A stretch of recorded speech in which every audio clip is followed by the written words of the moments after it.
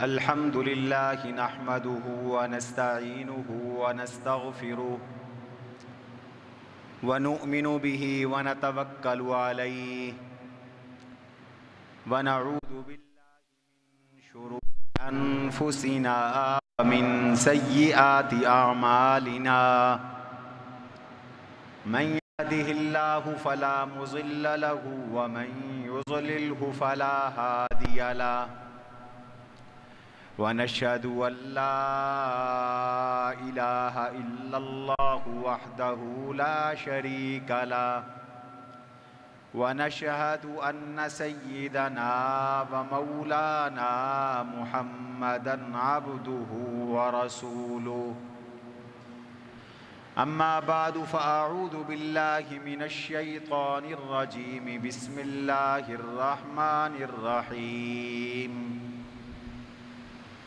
قال إني ذاهب إلى ربي سيهدين رب هب لي من الصالحين فلما بلغ معه السعي قال يا بني إني أرى في المنام أني أذبحك فانظر ماذا ترى قال يا أبت افعل ما تؤمر ستجدني إن شاء الله من الصابرين فلما أسلما وتله للجبين وناديناه أن يا إبراهيم قد صدقت الرؤيا إنا كذلك نجزي المحسنين وقال تبارك وتعالى في موضع آخر فآمن له لوط وقال إني مهاجر إلى ربي إنه هو العزيز الحكيم وفي الحديث قالوا ما هذه الأضاحي يا رسول الله قال سنة أبيكم إبراهيم قالوا ما لنا فيها قال بكل شعر حسنة قالوا فالصوف قال بكل شعر من الصوف حسنة أو كما قال رسول الله صلى الله عليه وسلم وقال رسول الله صلى الله عليه وسلم من وجد ساعة ولم يضحى فلا يقربن مصلانا صدق الله وصدق رسوله النبي الكريم ونحن على ذلك لمن الشاهدين والشاكرين والحمد لله رب العالمين تمام حضرات درود پاک پڑھ لیں اللہم صلی علی محمد وعلی آل محمد کما صلیت علی ابراہیم وعلی آل ابراہیم انکا حمید مجید اللہم بارک علی محمد وعلی آل محمد کما بارکت علی ابراہیم وعلی آل ابراہیم انکا حمید مجید عزیزان گرامی،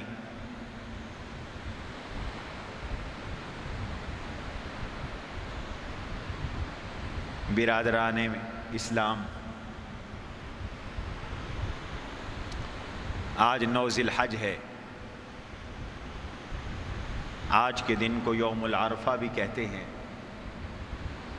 حج کا دن بھی کہتے ہیں، اس کو حج کا دن بھی کہتے ہیں اور یوم العرفہ بھی کہتے ہیں۔ اور آج کا دن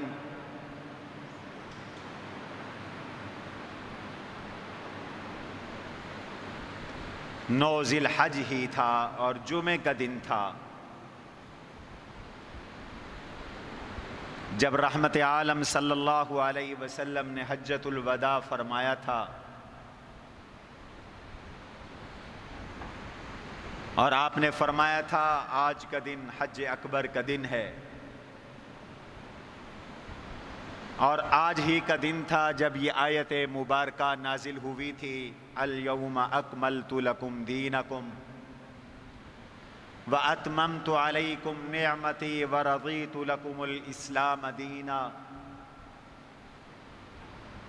دین کی تکمیل کی بشارت پر مشتمل یہ مبارک آیت آج کے دن میدان عرفات میں 9 ذی الحجہ کو حضور علیہ السلام پر اتری تھی۔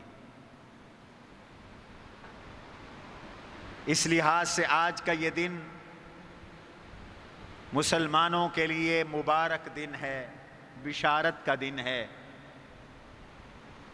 اور دنیا کے ایک خطے میں آج کا دن عید کا دن ہے، 10 ذی الحج کا دن ہے۔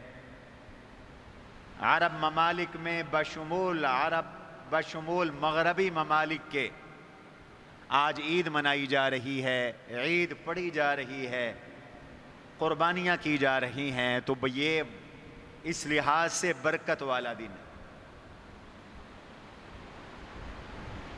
آج کی مجلس کی گفتگو پچھلے مضمون کے ساتھ بھی مربوط ہے، اور قربانی کے کچھ مسائل اور فضائل بھی آپ کے سامنے عرض کرنے ہیں۔ آپ حضرات جانتے ہیں کہ گزشتہ 3 جمعے حضرت سیدنا ابراہیم علی نبینا وعلیہ السلام کی سیرت طیبہ پہ بیان ہوتا رہا، اور وہ سلسلہ ابھی جاری ہے۔ آج اس بیان کی 4تھی قسط ہے، سیرت ابراہیم علیہ السلام کی۔ بات یہاں پہنچی تھی کہ حضرت ابراہیم علیہ السلام کو آگ کے چیخے میں ڈالا گیا، اور آگ کے چیخے سے وہ نکلے، اللہ نے انہیں بحفاظت نکالا۔ تو حضرت ابراہیم علیہ السلام نے اللہ کے حکم سے وطن چھوڑنے کی تیاری کی، ہجرت کی تیاری فرمائی۔ میں نے گزشتہ بیان میں عرض کیا تھا کہ ملت ابراہیمی کا امتیاز یہی ہے، اذ قال له ربه اسلم قال اسلمت لرب العالمین، کہ بندہ اللہ کے ہر حکم پر راضی رہے، خوش ہو کر اللہ کے ہر حکم کی تعمیل اور تکمیل کرے، اور اللہ جس حال میں رکھے بندہ اسی حال میں خوش رہے، یہ ہے ملت ابراہیم۔ گزشتہ بیان میں نے اس پہ تفصیل سے معروضات عرض کی تھی۔ ابراہیم تو حکم الہی کے پابند تھے، اللہ کے فرما بردار تھے، اپنی چاہت کو اللہ کی چاہت میں فنا کر دیا تھا۔ جو رب چاہتے تھے ابراہیم خوش ہوتے تھے۔ اب رب نے چاہا وطن چھوڑ دو، قبیلہ چھوڑ دو، گھرانہ چھوڑ دو، کنبہ چھوڑ دو، جائیداد چھوڑ دو، مکان چھوڑ دو، اور اللہ کے دین کے لیے قربانی دو، اور ہجرت کر کے یہاں سے چلے جاؤ۔ تو ابراہیم علیہ السلام نے بھی اعلان کر دیا، قال انی ذاہب الی ربی سیہدین، میں اپنے رب کے حکم پر گھر چھوڑ کے جا رہا ہوں، وطن چھوڑ کے جا رہا ہوں۔ آپ جانتے ہیں کہ گھر چھوڑنا اور وطن چھوڑنا کتنا مشکل کام ہے۔ آدمی جان دے دیتا ہے، اپنی جائیداد نہیں چھوڑتا، اپنا مال نہیں چھوڑتا، اپنا گھر نہیں چھوڑتا، آدمی اپنے آپ کو ذبح کروا دیتا ہے، لیکن اپنا وطن نہیں چھوڑتا۔ لوگ وطن کے دفاع میں اپنا سب کچھ قربان کر دیتے ہیں، لیکن جب وطن میں اور اللہ کے حکم میں تعارض ہوا تو ابراہیم علیہ السلام نے وطن کو بھی خیر بات کہہ دیا، جائیدادیں بھی چھوڑ دیں، گھرانہ بھی چھوڑ دیا، رشتہ دار بھی چھوڑ دیے، اپنے باپ کو بھی چھوڑ دیا، اور صرف چھوڑا نہیں، وہ رب کے دشمن تھے، یہ رب کے خلیل تھے، تو ساتھ یہ بھی اعلان کر دیا اِنَّا بُرَاءٌ مِّنْكُمْ، میں تم سے بیزار ہوں، بری ہوں، قَدْ بَدَتْ بَيْنَنَا وَبَيْنَكُمُ الْعَدَاوَةُ وَالْبَغْضَاءُ، میرے اور تمہارے درمیان اب دوستی نہیں، دشمنی ہو گئی، اس لیے کہ میں اس کا دوست ہوں جو اللہ کا دوست ہے، اور میں اس کا دشمن ہوں جو اللہ کا دشمن ہے۔ تم میرے خونی رشتہ دار ہو لیکن اللہ کے دشمن ہو، بت پرست ہو، کواکب پرست ہو، مشرک ہو، لہٰذا میری تمہاری دشمنی ہے۔ جو میرے اللہ کا نہیں وہ میرا نہیں، جو میرے اللہ کے دین کا نہیں وہ میرا نہیں، جو میرے اللہ کا نہیں وہ میرا نہیں۔ اور آج میرے اور آپ کے لیے بھی یہ درس ہے، جو ہمارے اللہ کا نہیں ہے وہ ہمارا نہیں ہے، جو ہمارے رسول کا نہیں ہے وہ ہمارا نہیں ہے، جو خاتم النبیین کا نہیں ہے وہ ہمارا نہیں ہے، جو قرآن کا نہیں ہے وہ ہمارا نہیں ہے، جو نبی کی سنت کا نہیں ہے وہ ہمارا نہیں ہے، جو شریعت کا نہیں ہے وہ ہمارا قریبی رشتہ دار ہی کیوں نہیں، وہ ہمارا نہیں ہے۔ یہی ابراہیم علیہ السلام کا پیغام تھا۔ وطن چھوڑ دیا، کئی مرحلوں میں ہجرت فرمائی، پہلے گھر سے نکلے اور دریائے فرات کے مغربی کنارے پر جا کر ٹھہر گئے اور وہاں تبلیغ شروع کر دی۔ کچھ عرصہ یہاں تبلیغ کا فریضہ سر انجام دیا، پھر حاران نامی علاقے میں آ گئے، یہاں کچھ عرصہ تبلیغ کا فریضہ سر انجام دیا، اور پھر فلسطین کی طرف ہجرت فرمائی۔ فلسطین میں پہنچے اور فلسطین کے مغربی کنارے پر کچھ عرصہ رہے اور قیام فرمایا۔ پورے خاندان میں حضرت ابراہیم علیہ السلام پر کلمہ پڑھنے والا صرف ایک شخص تھا، اور ان کا نام لوط تھا۔ حضرت لوط علیہ السلام، جن کو اللہ نے نبوت بھی عطا کی، جو حضرت ابراہیم علیہ السلام کے بھتیجے تھے، وہ ایمان لائے۔ فآمن لہ لوط، قرآن کہتا ہے ابراہیم پر لوط ایمان لائے، اور انہوں نے بھی اعلان کیا انی مہاجر الی ربی انہ هو العزیز الحکیم، میں بھی ہجرت کر کے جا رہا ہوں۔ ابراہیم نے بھی وطن چھوڑا، عراق سے شام اور فلسطین آ گئے۔ لوط علیہ السلام نے بھی وطن چھوڑا اور عراق سے شام اور فلسطین آ گئے۔ یہاں فلسطین میں بھی پہلے مغربی کناروں پر رہے، پھر حضرت لوط علیہ السلام کو فرمایا تم یہاں ٹھہرو، پھر ذرا آگے چلے گئے۔ آج اس جگہ کا نام مقام الخلیل ہے، فلسطین میں مقام الخلیل تک چلے گئے۔ پھر حضرت لوط علیہ السلام کو اللہ نے نبوت عطا فرمائی اور انہیں سدوم کی بستیوں میں بھیجا، المؤتفقہ میں بھیجا۔ یہ وہ بستیاں ہیں جہاں قوم لوط رہا کرتی تھی۔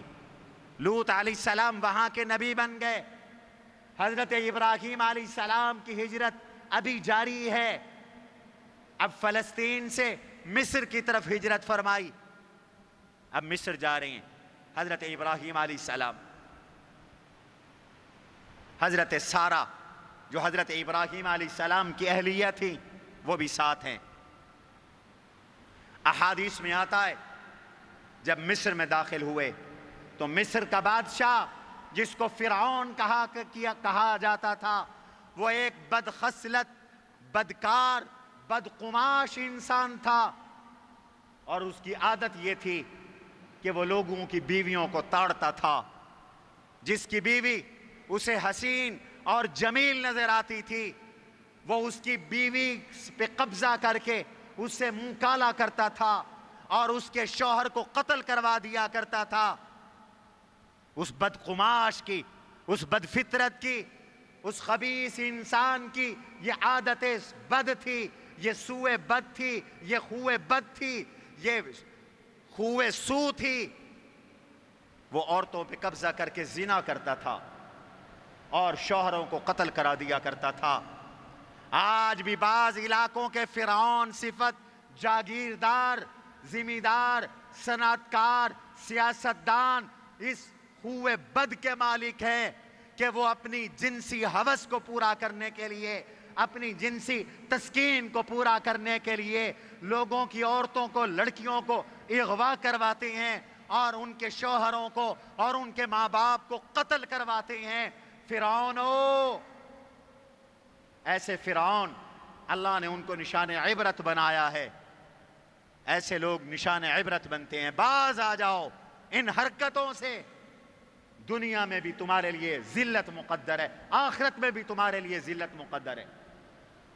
لوگوں کی عزتوں سے کھیلنے والے، اپنی طاقت کے بل بوتے پر، اقتدار کے بل بوتے پر، حکومت کے بل بوتے پر، پیسے کے بل بوتے پر اور اپنے اختیارات کے بل بوتے پر، یاد رکھو سب سے بڑا اختیار والا کون ہے؟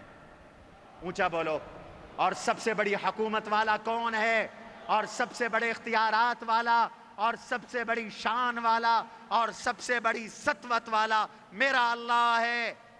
اور پھر وہ جب توڑتا ہے تو توڑ کے پھینک دیتا ہے، پھر کوئی پوچھنے والا نہیں ہوتا۔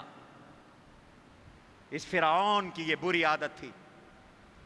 حضرت ابراہیم علیہ السلام کو پتہ چل گیا، اور ادھر اس بادشاہ کے چیلوں نے بادشاہ کو یہ خبر دے دی کہ ایک قافلہ گزر رہا ہے۔ اس کی سی آئی ڈی، اس کی اسپیشل برانچ، اس کے خفیہ ادارے متحرک ہوئے اور اس نے خبر دے دی کہ ایک قافلہ گزر رہا ہے اور اس میں ایک فیملی ہے اور ایک خاندان ہے، ان میں ایک عورت بہت خوبصورت ہے، تمہارے مزاج کی ہے۔ حضرت ابراہیم علیہ السلام کو بلوا بھیجا بادشاہ نے، فرعون نے بلوا بھیجا۔ صحیح بخاری کی روایت ہے۔ حضرت ابراہیم علیہ السلام کو اندازہ ہوا تو جاتے ہوئے اپنی اہلیہ سے کہنے لگے، بلکہ جب تشریف لے گئے اس فرعون کے پاس، اس نے پوچھا من معک، یہ تمہارے ساتھ کون ہے؟ ابراہیم علیہ السلام نے فرمایا اختی، یہ میری بہن ہے۔ تھی بیوی، لیکن بہن کہا، جھوٹ نہیں بولا، میری بہن ہے، اور ارادہ کیا کہ یہ میری اسلامی بہن ہے، یہ میری دینی بہن ہے، اس سے میری دینی اخوت ہے۔ انما المؤمنون اخوہ، سارے مومن ایک دوسرے کے بھائی ہیں، نسبی نہیں، ایمانی اخوت مراد لی۔ اور واپس آئے اور حضرت سارہ سے فرمایا کہ بادشاہ نے مجھ سے پوچھا ہے کہ یہ کون ہے؟ لا تکذبینی، میں نے اسے کہہ دیا یہ میری بہن ہے، اور میرے اور تیرے سوا اس زمین پر کوئی کلمہ پڑھنے والا نہیں ہے، لہذا تم میری دینی بہن بھی ہو، لہذا وہاں جا کر میری تکذیب نہ کرنا، تم بھی یہی کہنا کہ یہ میرا دینی بھائی ہے، یہ میرا بھائی ہے۔ اس نے حضرت سارہ کو بلوا بھیجا۔ حضرت سارہ جب اس کے پاس گئیں، اس کی نیت بگڑ گئی، اس بدماش کی نیت خراب ہوئی۔ حضرت ابراہیم علیہ السلام نے پیچھے سے نماز شروع کر دی، عزت کی حفاظت کے لیے دعائیں شروع کر دی، اور ادھر حضرت سارہ پر اس نے ہاتھ اٹھانا چاہا، اللہ نے اس کا ہاتھ شل کر دیا۔ یہ نبی کا معجزہ تھا، حضرت سارہ کی کرامت تھی، اس کا ہاتھ شل ہو گیا۔ جب اس کا ہاتھ شل ہوا تو وہ چیخنے لگا، اس نے کہا اللہ سے دعا کرو، اللہ میرا ہاتھ ٹھیک کر دے، میں تم سے وعدہ کرتا ہوں میں دست درازی نہیں کروں گا اور تمہیں رہا کر دوں گا، میں تمہاری منزل پہ بھیج دوں گا۔ حضرت سارہ نے دعا کر دی، وہ ٹھیک ہو گیا۔ لیکن مجرم جب اس کو مہلت ملتی ہے تو مجرم مہلت سے فائدہ نہیں اٹھاتا، وہ پھر جرم کرتا ہے اور پھر اللہ کی پکڑ میں آتا ہے۔ اس کی پھر نیت خراب ہوئی.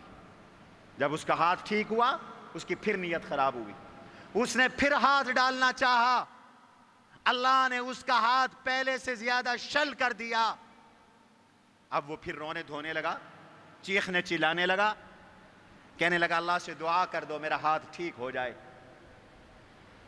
حضرت سارہ نے دعا فرما دی.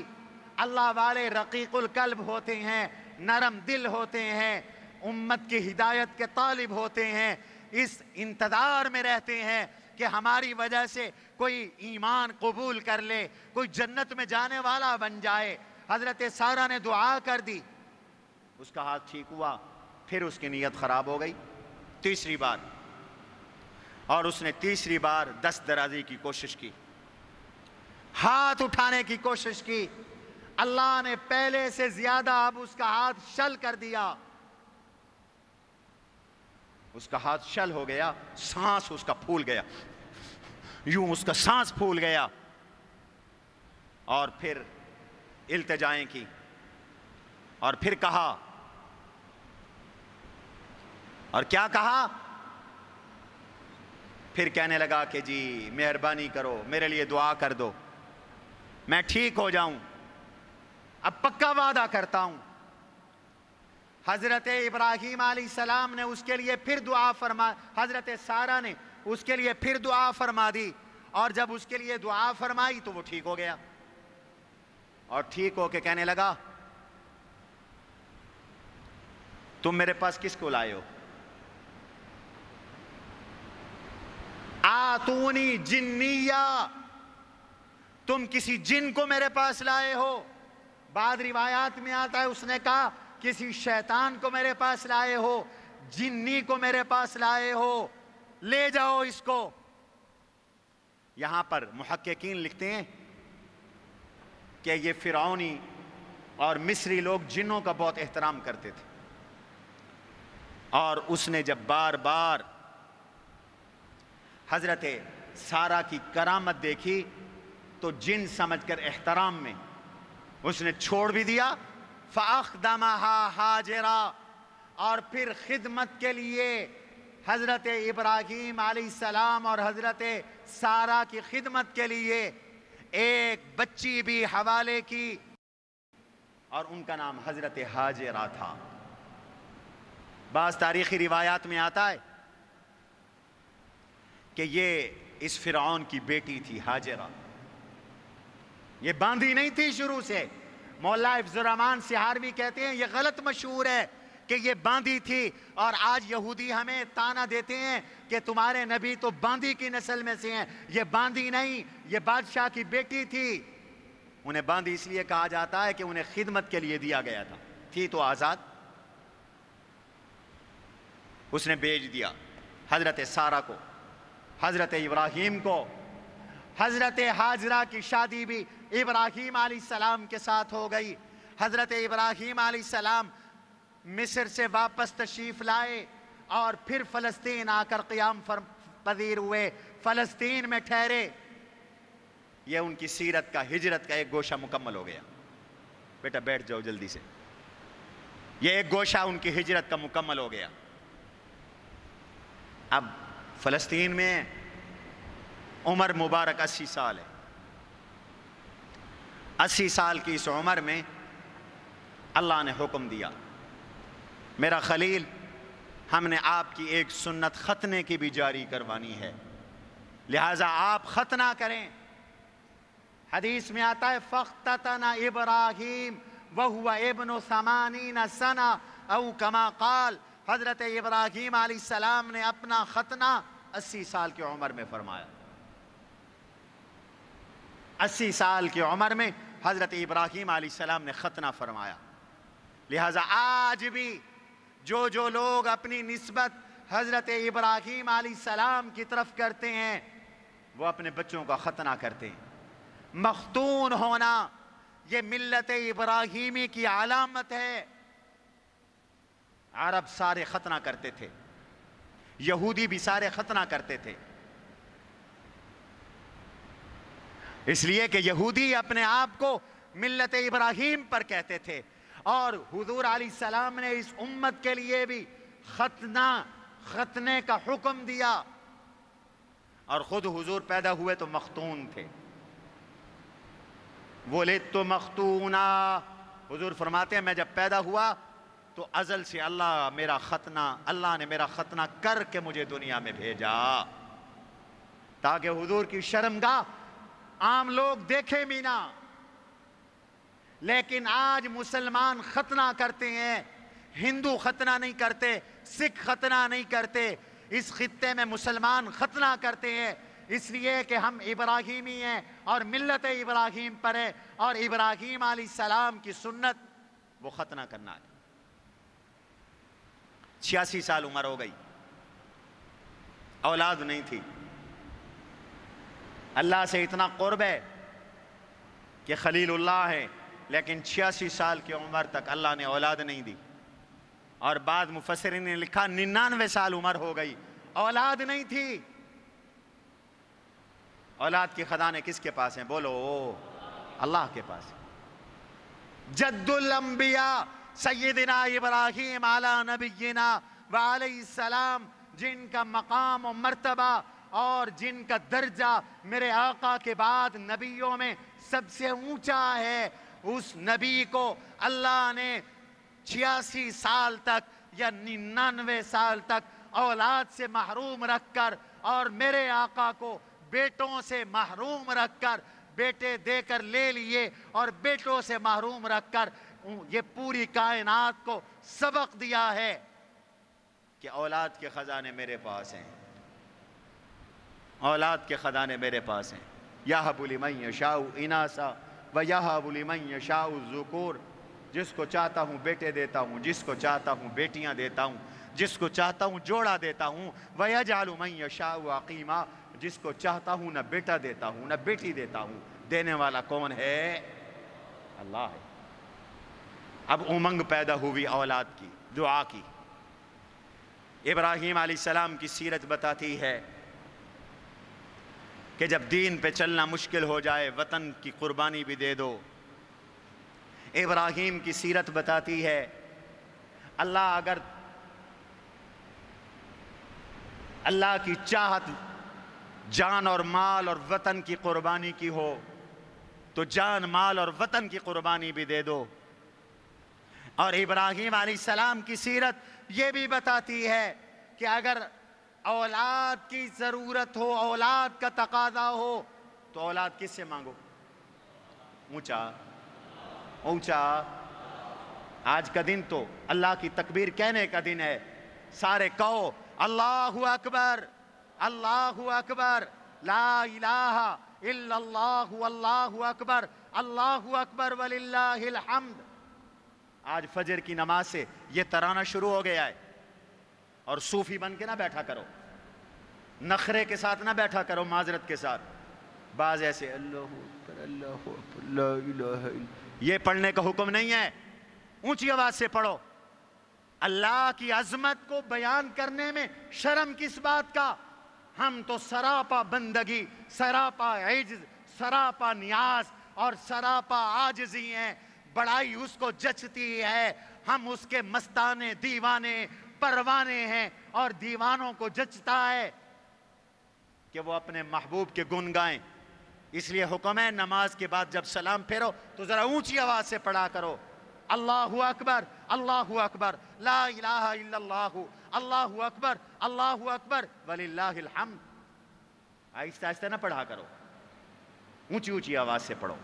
عورتیں آہستہ پڑھیں، مرد اونچی آواز سے پڑھیں. اب اولاد کی ضرورت آئی.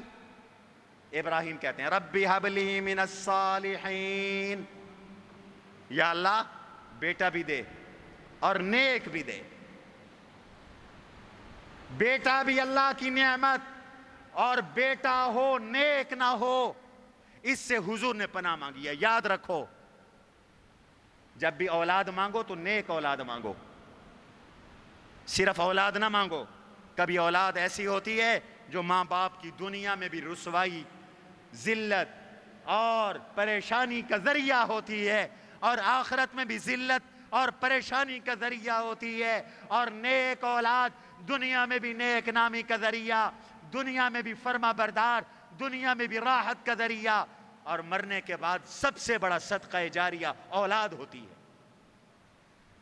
یاد رکھو، تمہیں نہ کوئی پیر اتنا بخشوا سکتا ہے، نہ مولوی اتنا بخشوا سکتا ہے، جتنی نیک اولاد مرنے کے بعد تمہیں بخشوا سکتی ہے، تمہارے لیے صدقہ جاریہ ہو سکتی ہے۔ اللہ سب کو نیک اولاد دے، آمین کہو۔ اللہ جو بے اولاد ہے انہیں اولاد دے اور نیک اولاد دے۔ حضور نے فرمایا اللہم انی اعوذ بک من ولد یکون علی وبالا، یا اللہ ایسی اولاد سے بچا جو مجھ پر وبال بن جائے۔ کتنے ماں باپ ایسے ہیں جو آج اولادوں کو دعائیاں دیتے پھرتے، ان کی وجہ سے ماں باپ پریشان ہیں، ماں باپ ذلت اٹھاتے ہیں۔ اللہ ایسی اولاد نہ دے، فرما بردار اولاد دے۔ کیسی اولاد ہو؟ ربنا هب لنا من ازواجنا وذرياتنا قرة اعین قرة اعین قرة اعین واجعلنا للمتقین اماما۔ ایسی اولاد ہو جو آنکھوں کی ٹھنڈک ہو، جن کو آدمی دیکھے تو آنکھیں ٹھنڈی ہو جائیں، دنیا میں بھی آنکھیں ٹھنڈی ہوں۔ ایسی فرما بردار، مطیع، نیک، صالح، ہر وقت اطاعت میں، اللہ کی فرما برداری میں، نبی کی سنت میں، ماں باپ کے حکموں کی منتظر، اور جب کل قیامت کے دن اٹھے تو اس باپ کی شفاعت سے، اس بیٹے کی شفاعت سے باپ جنت میں جا رہا ہے، ماں جنت میں جا رہی ہے، بھائی جنت میں جا رہی ہیں، بہنیں جنت میں جا رہی ہیں، چچے جنت میں جا رہے ہیں، ماموں جنت میں جا رہی ہیں، رشتہ دار جنت میں جا رہی ہیں۔ اس لیے فرمایا جو بچہ قرآن کا حافظ ہے وہ 10 کو جنت میں لے جائے گا، اور جو شہید ہے وہ 40 کو جنت میں لے جائے گا، جو عالم ہے اور باعمل ہے وہ 100 کو جنت میں لے جائے گا۔ ایسی اولاد ابراہیم نے بھی مانگی، ربی ہب لی من الصالحین، یا اللہ نیک اولاد دے۔ اللہ نے اولاد دے دی۔ فبشرناہ بغلام حلیم، سورہ صافات۔ ہم نے ان کو حلم والے بچے کی خوشخبری دے دی، حوصلے والا بچہ ملے گا۔ بچہ مل گیا، بڑھاپے میں اللہ نے اولاد دے دی۔ اللہ قادر ہے، مایوس کیوں ہوتے ہو؟ 40 سال شادی کو ہو گئے تو کیا ہوا؟ مانگتے رہو، تمہیں مانگنا جچتا ہے، اسے دینا جچتا ہے، مایوس نہ ہو۔ اس نے ابراہیم علیہ السلام کو اس عمر میں اولاد عطا فرمائی، بیٹا عطا فرمایا، لیکن عشق کے امتحان ابھی اور بھی ہیں۔ اللہ نے آزمایا اور ایسا آزمایا کہ جھنجھوڑ کے رکھ دیا۔ ایمان والو، آج یہ چاہتے ہو کہ عیش و عشرت کی زندگی گزارے، کوئی تکلیف نہ آئے، یہ نبیوں کی سیرت نہیں ہے، یہ اسلام کی تاریخ نہیں ہے۔ ایمان تو ہے ہی امتحانات کا نام، آزمائشوں کا نام، اور مومن آزمائشوں پہ صبر کرتا ہے، اور کافر اور منافق جزا فضا کرتے ہیں۔ تنگی آ گئی تو کیا ہوا؟ اس کی رضا پہ راضی رہے۔ بیماری آ گئی تو اس کی رضا پہ راضی رہو، ابراہیم کی طرح۔ پچھلے جمعے میں نے یہ تفصیل سے عرض کیا تھا، امتحانات آئیں گے، آزمائشیں آئیں گی۔ افحسبتم ان تدخلوا الجنہ ولما یأتکم مثل الذین خلوا من قبلکم مستهم البأساء والضراء وزلزلوا حتى يقول الرسول والذین آمنوا معه متى نصر اللہ الا ان نصر اللہ قریب۔ نبی رسول جھنجھوڑے گئے، انہیں جسمانی تکلیفیں بھی آئیں، مالی تکلیفیں بھی آئیں، اتنی تکلیفوں کے پہاڑ ٹوٹے کہ رسول اور رسولوں کے متبعین پکار اٹھے، متى نصر اللہ، اللہ تیری مدد کب آئے گی؟ جواب آیا بھی صبر کرو، الا ان نصر اللہ قریب، اللہ کی مدد قریب ہے، آئے گی اللہ کی مدد۔ آج بھی انشاءاللہ امت پہ جو کڑا وقت ہے، میں یقین سے کہتا ہوں انشاءاللہ اللہ کی مدد آئے گی، کہو انشاءاللہ۔ مدد آئے گی، آ کر رہے گی۔ آج کتے کی طرح لوگ اسلام کو بھونک رہے ہیں، گاجر مولی کی طرح مسلمانوں کو کاٹ رہے ہیں۔ دنیا کے کسی خطے میں آج مسلمان محفوظ نہیں ہیں۔ آج زمین اہل ایمان پر تنگ ہو چکی ہے۔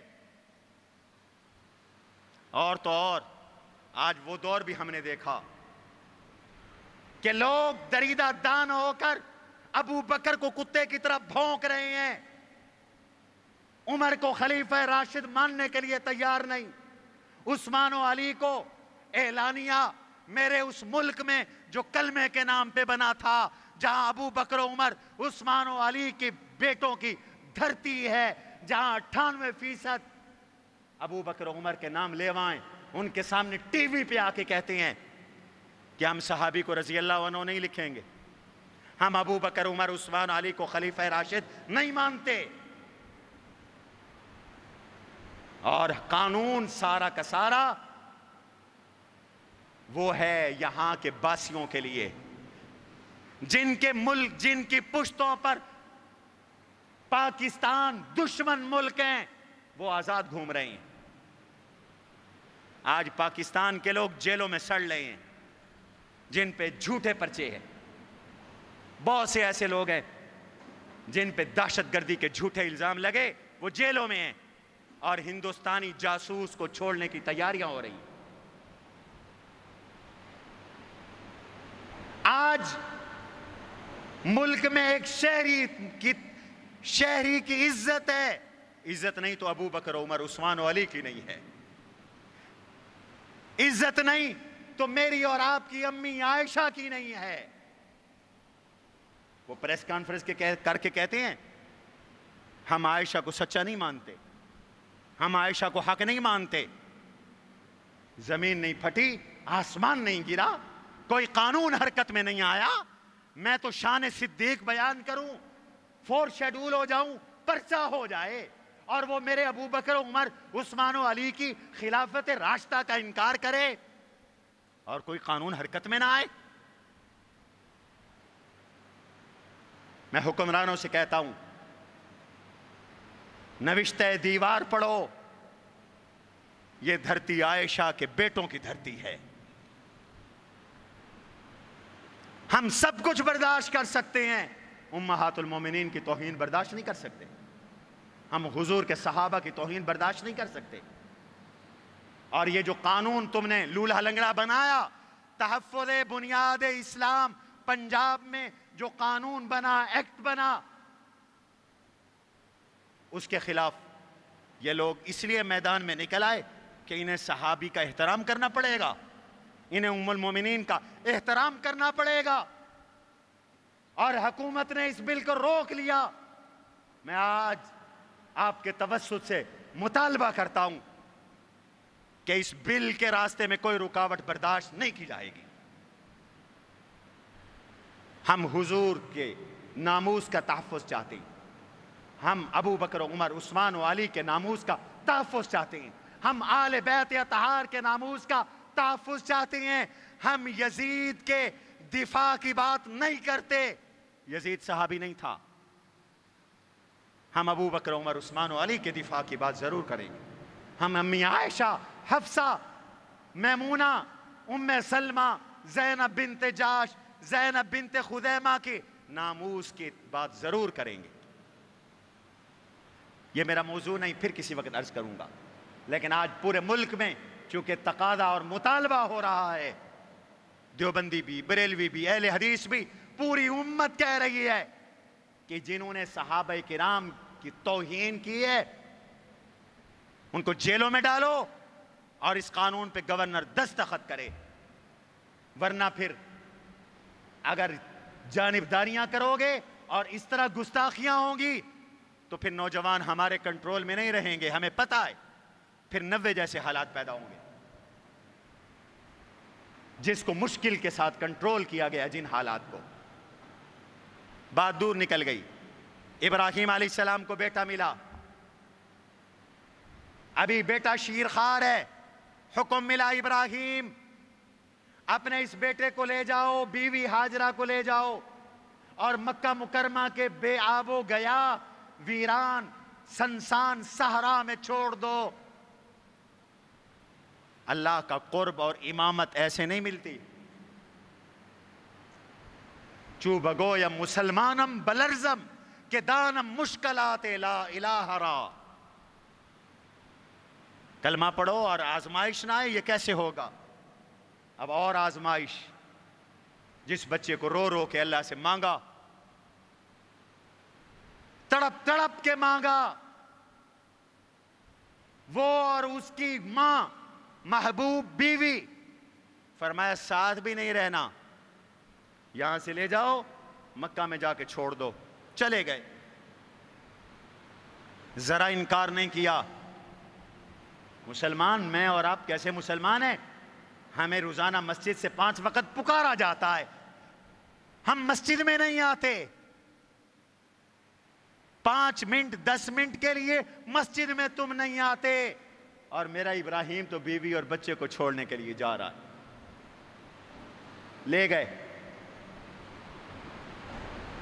لے گئے مکہ مکرمہ میں پہنچے، کوئی انسان نہیں بستا تھا۔ زمزم کا جہاں کنواں ہے اس جگہ پہ جا کے بٹھا دیا، واپس آنے لگے۔ حضرت ہاجرہ نے 3 دفعہ پکارا،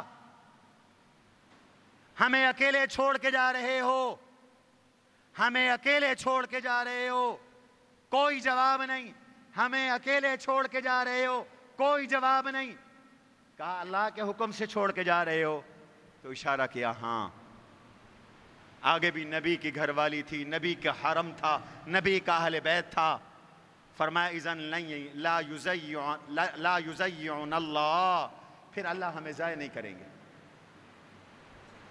وہاں سے ہٹے، الگ ہوئے، اوجھل ہوئے، ہاتھ اٹھا دیے اللہ کے آگے۔ فرتے جذبات ہوں گے، ہائے ہائے کیا دل پہ بیت رہی ہوگی۔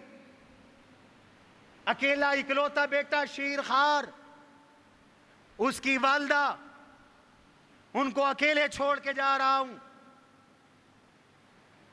ہاتھ اٹھا لی، رب انی اسکنت من ذریتی بواد غیر ذی زرع عند بیتک المحرم ربنا لیقیموا الصلاة فاجعل افئدة من الناس تہوی الیہم وارزقہم من الثمرات لعلکم یشکرون۔ یا اللہ تیرے سہارے پر اس جنگل میں اپنے بچوں کو چھوڑ کے جا رہا ہوں۔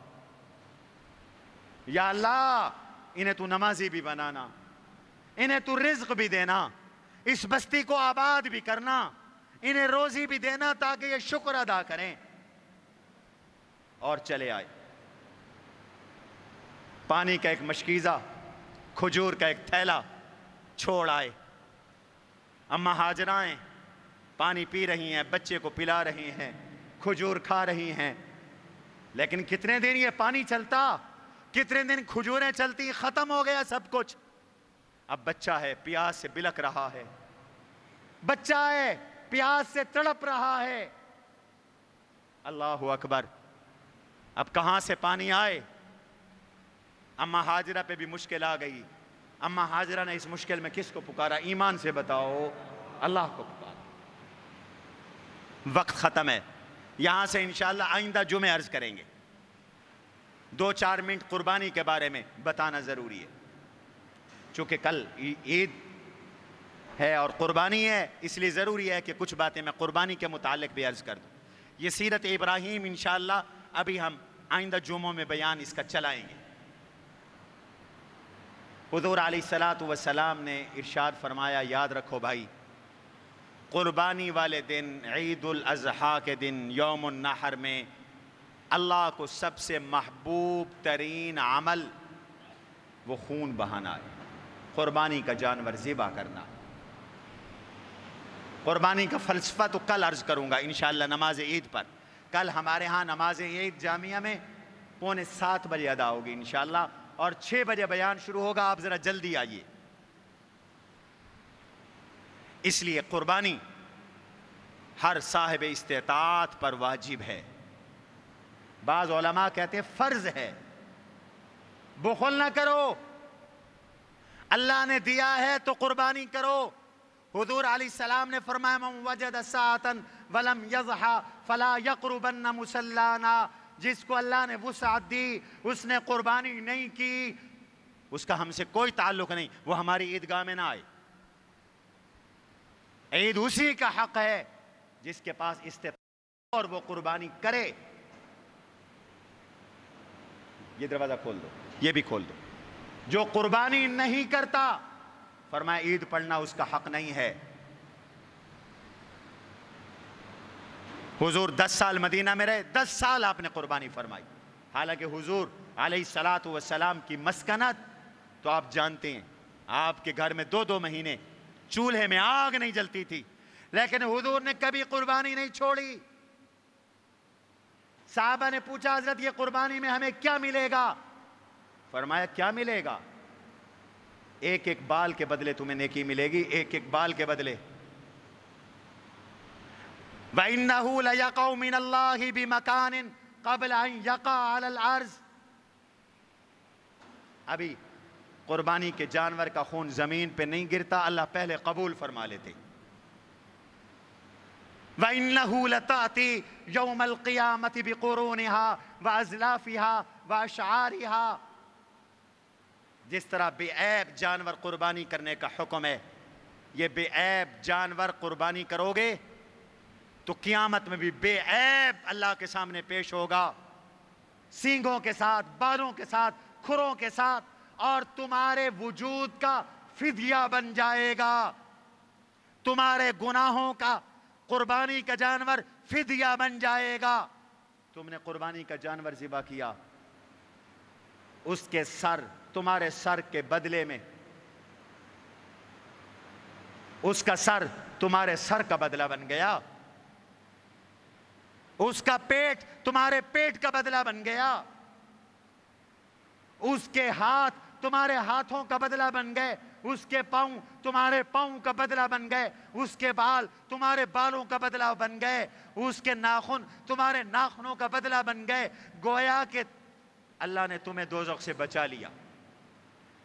تم نے جانور دیا اور بدلے میں تم دوزخ سے آزاد ہو گئے، دوزخ سے بچ گئے.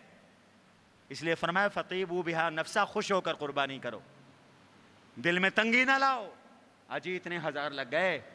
خوش ہو کر قربانی کرو، اتنا مقام ہے، اتنا مرتبہ ہے. قربانی میں ہر جانور ذبح نہیں کیا جا سکتا. قربانی میں 8 قسم کے جانور کی قربانی جائز ہے بس. بھیڑ دمبا، بکرا بکری، گائے بیل، اونٹ اونٹنی. کچھ لوگ پوچھتے ہیں بھینس کی قربانی. بھینس کی قربانی باجماع امت جائز ہے. اب چند جاہل لوگ کچھ ایسے پیدا ہو گئے جو بھینس کی قربانی کا انکار کریں، ورنہ پوری امت نے کہا بھینس کی قربانی جائز ہے، چونکہ بھینس دراصل گائے کی ایک قسم ہے. حضور کے زمانے میں عرب میں نہیں تھی، بالکل ایسے جیسے حضور کے زمانے میں عرب میں ٹیڑھی بکری نہیں تھی. اور ٹیڑھی بکری کی قربانی کرتے ہو کہ نہیں کرتے؟ حضور کے زمانے میں تو نہیں تھی، پھر کیوں کرتے ہو؟ اس لیے کرتے ہیں کہ یہ بکری کی ایک قسم ہے. آسٹریلیا کی گائے تو حضور کے پاس نہیں تھی، صحابہ نے آسٹریلین گائے کی تو قربانی نہیں کی. یہ جو اور فارمی گائیں ہیں اس کی تو صحابہ نے قربانی نہیں کی. پھر جائز ہے کہ نہیں ہے بتاؤ؟ مسئلہ سمجھا رہا ہوں نا، جائز ہے نا. کیوں جائز ہے؟ گائے کی ایک قسم ہے، تو جاموس اور بھینس بھی گائے کی ایک قسم ہے، قربانی جائز ہے. لیکن عمروں کا خیال کرو. اونٹ 5 سال کا ہو، چھٹے میں جا رہا ہو. گائے بھینس 2 سال کی ہوں، تیسرے میں جا رہی ہوں. عید والے دن چاہے 2 سال کی پوری ہو گئی، قربانی جائز، اگلے روز جائز. جو جانور عید والے دن پیدا ہوا، بکرا ہے، 10 کو پیدا ہوا 11 کو قربانی کر سکتے ہو، 11 کو پیدا ہوا 12 کو قربانی کر سکتے ہو، گائے کو 2 سال عید کے دن پورے ہوئے اگلے دن قربانی کر سکتے ہو، اونٹ کو 5 سال پورے ہوئے اگلے دن کر سکتے ہو، دمبا اگر موٹا تازہ 6 مہینے کا ہے، سال کا لگتا ہے، اس کی بھی قربانی جائز ہے، بڑے جانور کے ساتھ حصے جائز ہے، قربانی کے ساتھ عقیقے کا حصہ بھی رکھ سکتے ہو۔ 2 جانور، وہ جانور جس کا تہائی یا تہائی سے زیادہ کان کٹا ہوا ہو، پیدائشی کان نہ ہو، قربانی جائز نہیں ہے، پیدائشی سینگ نہ ہو، قربانی جائز ہے، سینگ کٹا ہوا ہو، ٹوٹا ہوا ہو، جائز ہے، ہاں اگر دماغ تک اس کا سینگ ٹوٹا ہے، زخم ہے، پھر قربانی جائز نہیں ہے۔ 2 تھن ہے، بکری ہے، 1 تھن مارا ہوا ہے، جائز نہیں ہے، 4 تھن ہے، 1 مارا ہوا ہے، جائز ہے، 2 مارے ہوئے ہیں، جائز نہیں ہے۔ اور بھی مسائل پوچھ لینا۔ قربانی کا جانور، اس کا جو گوشت ہے، قربانی اللہ کے نام کی کرنی ہے، گوشت کھانے کی نیت سے قربانی کی، یہ قربانی نہیں ہوئی، الٹا پکڑ ہوگی۔ اخلاص کے ساتھ قربانی کرو، اللہ کی رضا کے جذبے سے قربانی کرو۔ میرا ایک مضمون قربانی پر جنگ اخبار میں آج لندن میں چھپا ہے، کل یہاں بھی چھپے گا، اس کو پڑھنا، تفصیل کا وقت نہیں کہ میں عرض کروں۔ قربانی کیوں کی جاتی؟ اس جذبے سے کہ رب نے جان مانگی تو جان بھی دیں گے، اولاد مانگی تو اولاد بھی دیں گے، اس طرح قربانی کرو۔ گوشت کے 3 حصے کرنا مستحب ہے، 1 حصہ گھر، 1 حصہ غربا کے لیے، 1 حصہ رشتہ داروں کے لیے۔ اگر کسی عذر کی وجہ سے سارا ہی رکھ سکتے ہو، سارا رکھنا چاہتے ہو تو کوئی حرج نہیں ہے، سارا غریبوں کو دینا چاہتے ہو کوئی حرج نہیں، جائز ہے۔ کھال، چمڑا خود استعمال میں رکھ لانا چاہتے ہو، جائز ہے۔ پہلے زمانے میں لوگ مشک بناتے تھے، مسلح بناتے تھے، لیکن بیچ کر پیسے خود نہیں رکھ سکتے، پھر وہ یہ غربا اور مساکین کا حق ہے۔ مسجد میں بھی قربانی کی کھال دینا جائز نہیں، غربا، مساکین، بیوگان کو دو، جو مستحق بیوہ، ہر بیوہ مستحق نہیں ہوتی، جو مستحق کے زکوٰۃ بیوہ اسی کو دو، یا مدرسے کے طلباء کو دو، اپنے اس مرکز کو دو۔ آپ جو یہاں کے نمازی ہیں، آپ کو اس ادارے کا اس لیے بھی خیال رکھنا چاہیے کہ آپ خوش قسمت ہیں، یہاں جو رحمتیں برستی ہیں سب سے پہلے آپ وصول کرتی ہیں۔ یہ علم کی ایک نہر چل رہی ہے، ایک دریا چل رہا ہے، اور آپ سارے فیض یاب ہوتے ہیں۔ میں بھی اگر کچھ بیان کرتا ہوں اور آپ سنتے ہیں تو یہ اسی جامعہ کا فیض ہے، اسی ادارے کا فیض ہے، اور آپ کو میں کیا بتاؤں، آپ کے تو سب کچھ سامنے ہے۔ 3.5 کروڑ روپے ایک سال کا مدرسے کا خرچہ ہے، 750 مسافر طالب علم ہیں، دینی تعلیم، دنیاوی تعلیم میٹرک تک مفت دی جا رہی ہے، ہزاروں بچیاں پڑھ گئیں، ہزاروں بچے پڑھ رہے ہیں۔ آپ میں سے اکثروں کے گھروں میں اس ادارے کا فیض ہے، تعلیم، تربیت، پھر لوگوں کی خدمت۔ 30,000 سے زیادہ مریض ہر سال ہسپتال سے مفت دوائی لیتے۔ آنکھوں کے کیمپ میں پچھلے سال 2,000 لوگوں کی آنکھوں کا مفت آپریشن ہوا، ایک آپریشن 50,000 کا ہوتا ہے، آپ کے سامنے۔ لاک ڈاؤن میں 2,500-3,000 خاندانوں میں راشن پہنچا، آپ بھی اس کے گواہ ہیں، آپ اس کے گواہ ہیں، یہ سب کچھ آپ کے سامنے ہوا۔ گردے فیل مریضوں کے لیے ہم نے ڈائلیسس سینٹر تیار کیا ہے، شروع ہونے والا۔ بھائی یہ خرچے جو ہیں، نہ آسمان سے بارش اترتی ہے، نہ زمین خزانہ اگلتی ہے، اور نہ ہمیں کو امریکہ چین دیتا ہے، نہ ہمیں حکومت پاکستان دیتی، آپ کے چندوں سے یہ سارے کام چل رہے ہیں۔ اگر آپ تعاون نہیں کریں گے تو یہ کام بند ہو جائیں گے۔ ہم تو ہیں بینک، لیٹر باکس آپ دے جاتی ہیں، ہم آگے تقسیم کر دیتے ہیں۔ یہی حضور صلی اللہ علیہ وسلم کا طریقہ تھا، آپ بھی زکوٰۃ وصول کرتے تھے، غربا میں تقسیم فرماتے تھے، ہمیں بھی اللہ نے اسی سنت پر ڈالا ہے، لہذا آپ سب خود بھی قربانی کی کھا لیں، جامعہ کو دیں، دوسروں کو بھی کہیں، اپنے دوستوں کو بھی کہیں، اپنے رشتہ داروں کو کہیں۔ اور قربانی کی کھال تو اب بے قیمت ہے، صرف آپ سے رابطہ جوڑنے کے لیے ہم آپ سے وصول کریں گے۔ بہتر ہے کہ آپ قربانی کی کھال کے ساتھ 1000 روپے بھی ساتھ بھیجے تاکہ یہ مدرسے کے جو اخراجات ہیں اس میں تعاون ہو جائے۔ مجھے قصاب کہہ رہے تھے 4.5 من سے اوپر کی اگر کوئی بھینس ہے تو 2 پیسے مدرسے کو آئیں گے، ورنہ نمک کا خرچہ بھی پورا نہیں ہوگا، اتنی بے قیمت ہیں، کھا لیں۔ چھوٹی موٹی بکری کی وہ کہتے ہیں قیمت ہی کوئی نہیں، دمبا کہتے ہیں لو ہی نہ، بڑا ہو تو وہ لے لینا، یہاں تک ہمیں کہا گیا ہے۔ ملک پہ معاشی بحران ہے، اس لیے اس جامعہ کی خدمت کرنی ہے۔ ابھی تک قربانی کے کچھ حصے باقی ہیں، اللہ کے فضل سے آج تک 60 کے قریب گائے میں حصے آ چکے ہیں لوگوں کی قربانیوں کے۔ اور آپ سے یہ بھی کہتا ہوں کہ آپ کی قربانیاں اگر 1 سے زیادہ ہیں تو آپ کچھ قربانیاں گھر کے لیے رکھیں، باقی یہاں بھیجیں، قصاب کی اجرت بھی بھیجیں، ہم اسے ذبح کرائیں اور مستحقین تک پہنچائیں، غرباء تک پہنچائیں۔ ہم یہ خدمت آپ کی کرنے کے لیے تیار ہے تاکہ جن لوگوں کے گھروں میں قربانی نہیں ہے، حضور فرماتے ہیں کہ یہ 3 دن اللہ کی مہمانی کے ہیں، اللہ ان دنوں میں سب کو کھانا کھلاتے ہیں، سب کو گوشت کھلاتے ہیں۔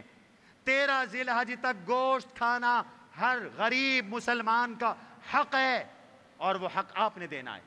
ڈھونڈ ڈھونڈ کر وہ گھرانے تلاش کرو جہاں قربانی نہیں ہے اور گوشت پہنچاؤ۔ اللہ مجھے اور آپ کو عمل کی توفیق نصیب فرمائے۔ وما علینا الا البلاغ۔